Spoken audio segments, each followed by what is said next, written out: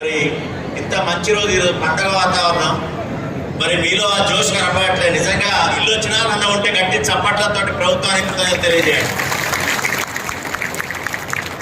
ఎందుకంటే మనకి సామెత ఉండలే ఉంది, ఇల్లు కట్టి చూడు పెళ్లి చేసి చూడని. ఇల్లు కట్టడం పెళ్లి చేయడం రెండు జీవితంలో చాలా ముఖ్యమైన అంశాలు, కష్టమైన అంశాలు. చాలా పేదరికంలో ఉండి పెళ్లి చేయాలన్నా ఇల్లు కట్టాలన్నా స్థలం ఉండాలా, స్థలం ఉంటే డబ్బులు ఉండాలా. ఈ రోజుల్లో చాలా ప్రియమైపోయినాయని, ఈ పరిస్థితులలో రెక్కాడితే కానీ డొక్కాడని కుటుంబాలు ఏవైతే ఉంటాయో ఇల్లు కట్టడం అనేది కళ అయిపోయింది. రేకుల ఇళ్ళల్లా పెంకుటిళ్ళు మొత్తం వాన వస్తాయి, మొత్తం బొచ్చెలు పెట్టి నీళ్లు పడకుండా ఇంట్లో రకరకాలైన పరిస్థితులలో ఇల్లు లేనటువంటి పరిస్థితుల్లో ప్రభుత్వం ఇందిరమ్మ ఇల్లు పథకం ద్వారా నిజమైనటువంటి నిరుపేదలకి ఇందిరమ్మ ఇల్లు ఇవ్వాలా. ఏ విధమైనటువంటి భేషజాలు ఎక్కడ కూడా లేకుండా, మధ్యవర్తులు లేకుండా నిజమైనటువంటి పేదవాడిని గుర్తించి ఇల్లు లేనటువంటి వాళ్ళని గుర్తించి ఇవ్వాలని చెప్పి కార్యక్రమానికి భాగంగా ఈరోజు మనం ఈ మునుగోడు కాన్స్టిట్యూన్సీకి సంబంధించినటువంటి చౌటుప్పల్ మున్సిపాలిటీ, నారాయణపూర్ ఈ మూడు ప్రాంతాలకు సంబంధించి ఇందిరమ్మ ఇల్లు లబ్ధిదారుల శాంక్షన్ ఆర్డర్స్ కి ముఖ్య అతిథిగా విచ్చేసినటువంటి గౌరవ శాసనసభ్యులు రాజగోపాల్ రెడ్డి గారి గట్టి చప్పట్లతో మనం అభినందన తెలియజేయాలి. అదేవిధంగా ఎమ్మెల్సీ గారు ప్రతి ప్రోగ్రాంలో ఉంటూ అన్ని ప్రోగ్రాంలో భూభారతే కావచ్చు, ఏ ప్రోగ్రాం అయినా సరే వచ్చి అందరికి అవగాహన కలిగిస్తూ అందరినీ కూడా ముందడుగు వేసేలా చేస్తున్నటువంటి నెల్లికట్టి సత్యం గారికి కూడా గట్టి చప్పట్లతో మనం పేరున్నటువంటి ఇతర పెద్దలు, మా అడిషనల్ కలెక్టర్, లోకల్ బాడీస్, అదేవిధంగా పేరు పేరున మార్కెట్ కమిటీ చైర్మన్లు, తర్వాత ఎక్స్ జడ్పీటీసీలు, జడ్పీ చైర్మన్లు, పిఎస్ఏ చైర్మన్లు, పేరు పేరున మీ అందరి చప్పట్ల మధ్య ఇందిరమ్మ ఇల్లు మంజూరైనటువంటి మీ అందరికి కూడా శుభాకాంక్షలు తెలియజేస్తున్నాం.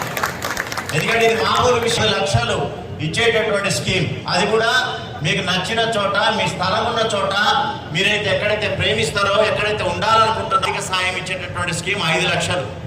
ఇందాకనే చెప్పింది పల్లె విజయ, కోతులాపురం నుంచి వచ్చిన పల్లె విజయ గారు ఏం చెప్పారు, మేము కట్టడమే లేట్ సార్, కట్టంగానే డబ్బులు పడుతున్నాయని.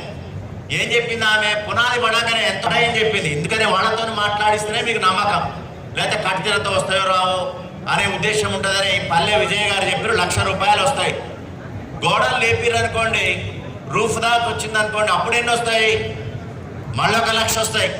మీకు తెలవాలి ఇవన్నీ. మరి గోడల దాకా లేపిర్రు అనుకోండి, మళ్ళీ 1,00,000 వస్తాయి. మొత్తం స్లాబ్ అప్పుడెన్ని వస్తాయి చెప్పాలి మీరు, 2 లక్షలు వస్తాయి. ఎంత అయింది ఇప్పటికి, 1,00,000 పునాదికి, 1,00,000 గోడలు లేపితే 2 లక్షలు స్లాబ్ వేస్తే 4 లక్షలు అయినాయి. ఇంకో 1,00,000 నువ్వు మొత్తం కంప్లీట్ చేసిన తర్వాత 1,00,000 రూపాయలు, 5 లక్షలు. ఇది కూడా లేట్ కాదు. ప్రభుత్వం, ముఖ్యమంత్రి గారు మరియు రెవెన్యూ హౌసింగ్ మినిస్టర్ గారు ప్రతి సోమవారం డబ్బులు వేస్తున్నారు మీకు. ప్రతి సోమవారం.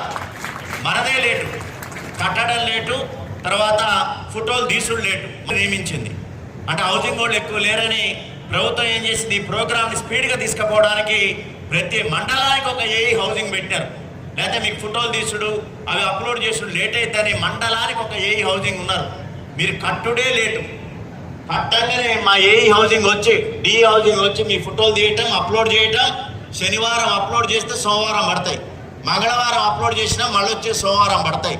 మాది ప్రభుత్వాన్ని ఏమాత్రం లేటు లేదు, మీరు కట్టుడే లేటు. అయితే మొన్ననే చూసినాం, ఫేజ్ 1లో ఇచ్చినప్పుడు మాత్రం పోటీ, మాకు కావాలి. కట్టడానికి షురూ చేయడానికి పోతే మా అమ్మాయి గర్భిణీ స్త్రీ సార్, 9వ నెల, తర్వాత ఇంకేదో కారణాలు చెప్పి లేట్ చేస్తారు కొంతమంది. అట్లా లేట్ చేసిన వాళ్ళకు కూడా మాకు ప్రభుత్వం కొన్ని అదిసి, మన ఊర్లోనే ఇంకా గరీబ్ గాడు ఉంటాడు, ఇల్లు లేనోడు, వాళ్ళకి మీరు తీసి ట్రాన్స్ఫర్ చేస్తాము అంటే చప్పట్ల కొడుతున్నారు. కడదామా వద్దరా? కడదామన్నోళ్ళు చేతులు లేపురి, కడదామా? అందరు కడతారు. నెల తర్వాత ఎవరెవరు కట్టలే మొత్తం తీసుకొని మీ ఊళ్ళోనే అని. సో ఆ ఎమ్మెల్యే గారు ఆలోచన చేసేసి, మరి మీరు కట్టట్లేదు, మీ కారణాలు ఏందో తెలియదు, మీరు ఎప్పటికీ మరి మళ్ళీ మీరు షురూ అయినప్పుడు మీకు కాగితం ఇస్తాం, ఈ కాగితం ట్రాన్స్ఫర్ చేస్తాం. మరి ఆ లిస్టులో ఉంటారా, ఈ లిస్టులో ఉంటారా, మీరే తెలుసుకోవాలా. తర్వాత ఇంకో విషయం మా అడిషనల్ కలెక్టర్ గారు చెప్పినారు, 9వ తారీఖు తర్వాత అన్ని మూడాలు ఉన్నాయి. మనమైతే కొద్దిగా మంచి రోజు అయితే చూసుకుంటాం, ఎవరైనా సరే, మీరైనా మేమైనా ఇల్లు కడుతున్నామంటే. బట్టి మరి 9వ తారీఖు వరకు మంచి రోజులు ఉన్నాయి, 10వ తారీఖు నుంచి మూడాలు వస్తున్నాయి, మంచి రోజులు లేవు. 9వ తారీఖు అంటే దగ్గర పడ్డది. రేపు అన్నిటికంటే మంచి రోజు అండి దశమి. ఎల్లుండి కూడా మంచి రోజు ఏకాదశి. దశమి ఏకాదశి 2 రోజులు మంచి రోజు. రేపు ముగ్గు పోయండి. ముగ్గు పోయడానికి కూడా మీ మేస్త్రీలందరికీ ట్రైనింగ్ ఇచ్చినాం. ప్రతి మేస్త్రికి తెలుసు. మీకు ఆ ఫ్లెక్సీలో కూడా ఎట్లా కట్టాలో చెప్పినాం. మీ మేస్త్రీలందరికీ కూడా ట్రైనింగ్ ఇచ్చి చెప్పడం జరిగింది. మొదటి ఫేజ్లో ఇచ్చిన వాళ్ళకి 1-2 తిప్పలైంది. మా ప్రభుత్వం నుంచి కాదు, మన వైపు నుంచి. ఎట్లయిందంటే మీ మేస్త్రి ఒకేసారి కదావా 600 గజాలు ఏం కడతావు, నీకు పిల్లలు ఉన్నారు, పెళ్ళి అవుతుంది, 700 కట్టన్నాడు. అరే మన మంచిగా చెప్తుండే కదా అని ఆమె 700కి ముగ్గు పోయించింది, బేస్మెంట్ లేపింది. డబ్బులు రావు. 400కి తక్కువ ఉండద్దు, 600 మధ్యలోనే కట్టాలి. ఇది నిబంధన. ఎందుకు పెట్టింది ప్రభుత్వం? మీకోసమే పెట్టింది. 600 దాటి 700 కడతావు ఇది చెప్పిండు. మేస్త్రి చెప్తాడు. ఎందుకు చెప్తాడు? ఎంత పెరిగితే అంత డబ్బులు వస్తాయి ఆయనకి. మరి మన కథ ఏంది? పడవు, 1,00,000 పడవు, ఇందా చెప్పిన 2 లక్షలు పడవు, ఇందా చెప్పిన 5 లక్షలు పడవు, క్లోజ్. ఎందుకంటున్నా 600 దాటి 700, 800 పెంచుకుంటూ పోతే మీరు అప్పుల పాలవుతారు, మిత్తికి తెస్తారు పేదోళ్ళు. ఈ అరువు లేని వాళ్ళంతా పేదోళ్ళు, ఇల్లు లేని వాళ్ళు, గరీబ్ గాడు. ఈ 1,00,000 రూపాయలకే మొదలు తెచ్చుకోవడానికి తిప్పలు పడతారు. అట్లాంటప్పుడు 700 గజాలు 800 గజాలకు పోతే 800 స్క్వేర్ ఫీట్లకి పోతే 600 స్క్వేర్ ఫీట్ల కంటే ఎక్కువ కట్టడానికి లేదు ప్లింత్ ఏరియా. 400 స్క్వేర్ ఫీట్ల కంటే తక్కువ ఉండడానికి లేదు ప్లింత్ ఏరియా. అవుతారు 2 రూపాయల మిత్తి 3 రూపాయల మిత్తి తెచ్చుకొని ఇబ్బంది పడతారు, అప్పుల పాలవుతారు అనే ఉద్దేశంతో మీ మంచి కోసమే 400కి తక్కువైతేనేమో మనకు సరిపోదు, అగ్గిపెట్టలాగా అవుతారు. 600కి ఎక్కువైతేనేమో అప్పుల పాలవుతారు. పేదరికం కానట్టే మీరు అప్పు చేయకుండా చేసిరంటే అసలు ఇందిరా మిల్లు ఎట్లా వచ్చినట్టు మీకు. కాబట్టి 400 నుంచి 600 మధ్యలోనే కట్టాలా. అందరు నా సలహా 600 వరకు కట్టుకోండి, మరీ తక్కువ అయితే బాగుండదు. 600కి హౌసింగ్ ఫుడ్రో తీయడు, మా డిఈ అప్రూవ్ చేయడు, ఆయన నౌకరి పోతుంది. కాబట్టి మళ్ళీ చెప్తున్నా, ఇవాళనే చెప్తున్నా, రేపు ముగ్గు పోస్తారు కాబట్టి మీ మేస్త్రీలకు కూడా తెలుసు. చెప్పండి 600 కంటే ఎక్కువ పోయేద్దని. మళ్ళీ ఆయన తిరకాసు పెడతాడు, బయట పోటీ ఎంత ఉంటుందో ఆ భాగం అంతా కూడా 600 ఎస్ఎఫ్టీకి వస్తుంది. మీకు ఆల్రెడీ ముగ్గు పోషణం చూపించినాం, ఫ్లెక్సీ ద్వారా కూడా తెలియపరిచినాం. కాబట్టి 2 అంశాలు తొందరగా మొదలు పెట్టాలా. అదేవిధంగా ఈ 600 ఎస్ఎఫ్టీ కంటే ఎక్కువ పోవడానికి లేదు. ఈ 2 అంశాలు మీరు గుర్తుంచుకోండి. జిల్లా కలెక్టర్గా ఎమ్మెల్యే గారి యొక్క సూచన, డబ్బులు రావాలి. సోమవారం వస్తున్న డబ్బుల్లో మీకు రావాలంటే ఇది చేయండి. సరే 9వ తారీఖు అంటే ప్రాబ్లం ఏంటంటే వర్షాలు వస్తాయి. 8వ తారీఖు వరకు రోహిణి కార్తె ఉంది. బండలు బగిలే ఎండాలంటారు రోహిణి కార్తె. ఇప్పుడు బండలు బాగలట్లే, ఏం బాగలట్లే. మళ్ళీ సాయంత్రం అయితే వర్షం వస్తుంది, అది వేరే కథ. కానీ వర్షం వస్తే ఏమవుతుందంటే మీరు పునాది తీయంగానే గుంత తీయంగానే నీళ్ళు వస్తాయి, వర్షం వస్తాయి, మళ్ళీ తీయాలా, తోడాలా, మోటార్ పెట్టాలా, డబల్ ఖర్చు అవుతుంది. ఎట్లనో మనకి 3-4 రోజులు ఎండలు ఉన్నాయి. 8వ తారీఖు వరకు ఎండలు ఉన్నాయి, 9వ తారీఖు వరకు ఉన్నాయి. మంచి రోజు అందరు ముగ్గు పోసి స్టార్ట్ చేసి పునాది వరకు చేసుకుంటే గోడలకు ఎంత వర్షం వచ్చినా పర్లే, పైన కూడా స్లాబ్ వేసినప్పుడు ఎంత వర్షం వచ్చినా పర్లే. ఎందుకని? క్యూరింగ్ అవుతుంది. నీకు మోటార్ ఖర్చు తప్పుతుంది, నీళ్లు కట్టుడు మొత్తం క్యూరింగ్ అవుతుంది. వర్షం ఎప్పుడైతే తెరిపించిందో అప్పుడు మీరు కట్టుకుంటూ పోతే ఆటోమేటిక్గా ఆ వర్షం మాత్రం మీరు కట్టకపోతే ఇల్లు కట్టలేరు, తొందరగా కట్టలేరు. మీరు నెల ఆగాల్సి వస్తుంది. వర్షాలు వచ్చినాయి అంటే మళ్ళీ జూలై దాకా ఆగాల్సి వస్తుంది. ఆడితే మీకు డౌట్ వస్తుంది అని చెప్పిన నేను. మరి అటు మీరు వర్షాలు వచ్చినాయి కాబట్టి, మూడాలు వచ్చినాయి కాబట్టి అని చెప్పలేని కథ ఉంటుంది, వేసుకోండి. దీంట్లో కూడా మీరు కొంతమంది చేయి తిరిగిన వాళ్ళు ఉంటారు. మొదలు బేస్మెంట్ బిల్లు పడాలంటే 1,00,000 రూపాయలే. 1,00,000 రూపాయలు బేస్మెంట్ అయిన తర్వాత ప్రభుత్వం ఇస్తుంది. ఈ లోపల అసలు లెక్కాడితే కానీ డొక్కాడిన కుటుంబాల్లో డబ్బు ఉండదు. అప్పుడు ఏం చేయాలి? మీరు మహిళా సంఘాల్లో చిన్నప్పు పెద్దప్పని తీసుకుంటాం. మనం చిన్నప్పు పెద్దప్పని తీసుకుంటాం. ఇంటి కోసం మీ మహిళా సంఘం కూర్చొని మహిళా సంఘం సమావేశపరచుకొని పెద్దప్పు కింద 50,000 60,000 తీసుకోండి. ఇది చెయ్యి ఆడుతుంది. దాంతో మీరు కట్టగలుగుతారు. ఎవరైతే పేద ఉండి పెట్టుబడి కూడా పెట్టలేరో వాళ్ళకి సౌలత్ ఉంటుంది. మహిళా సంఘాలు మీరు కూర్చొని మీ అక్క చెల్లెలను బతికించుకోవాలి.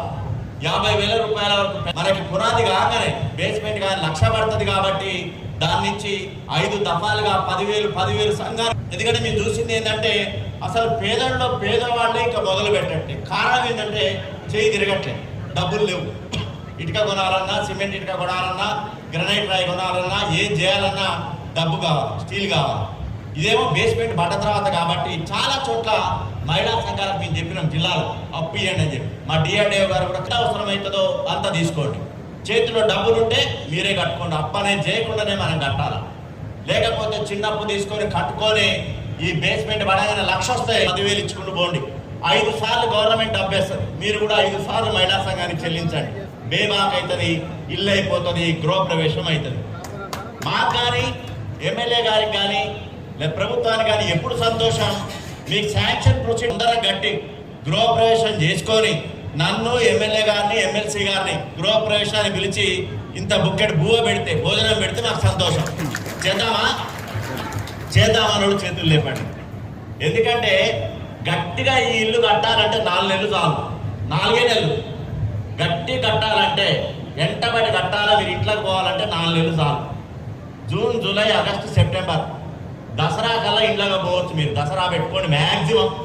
ఎందుకంటే మేస్త్రి మన చేతుల్లో అంటాడు, మేస్త్రి మన చేతిలో ఉండడు. 1 నెల ఎక్కువ వేసుకోండి. దసరా కల్లా ఇంటికి పోవాలని, ఇళ్లలో పోవాలని పెట్టుకోండి. మంచి రోజు దసరాకి ఏదైనా మంచి పని చేస్తాం మనం. గృహప్రవేశం కావచ్చు, వాహనం కావచ్చు, పూజకొని కట్టండి. కట్టి అందరూ కూడా ఈ 5 లక్షలు తీసుకొని మీరు రేపు వెళ్ళిండే ముగ్గులు పోయాలని, మీకు ఏ ప్రాబ్లం ఉన్నా మా తహసీల్దార్, ఎంపీడీఓ అందరూ మీ ఎమ్మటి ఉంటారు. దీంట్లో మీ సెలక్షన్లో కూడా ఎక్కడ మధ్యదళారీలు లేరు, ఎక్కడ రూపాయి అడిగింది లేదు. మరి చేతులు దించుతారంటే డౌట్ వస్తుంది. మరి కరెక్టే, ఎక్కడ కూడా మధ్యదళారీలు లేకుండా, ఎక్కడ లేకుండా మాకు సీఎం గారు స్వయంగా కలెక్టర్ల సమావేశంలో చెప్పారు, ఇది పేదోళ్ళకే చెందాలా, ఎక్కడ మధ్యదళారీలు ఉండొద్దు, ఇల్లు లేనోళ్ళకి ఇవ్వాలని మాకు చెప్పారు. మీకు కూడా ఎంపీడీఓలకి నికాస్గా చేయాలని చెప్పినాం.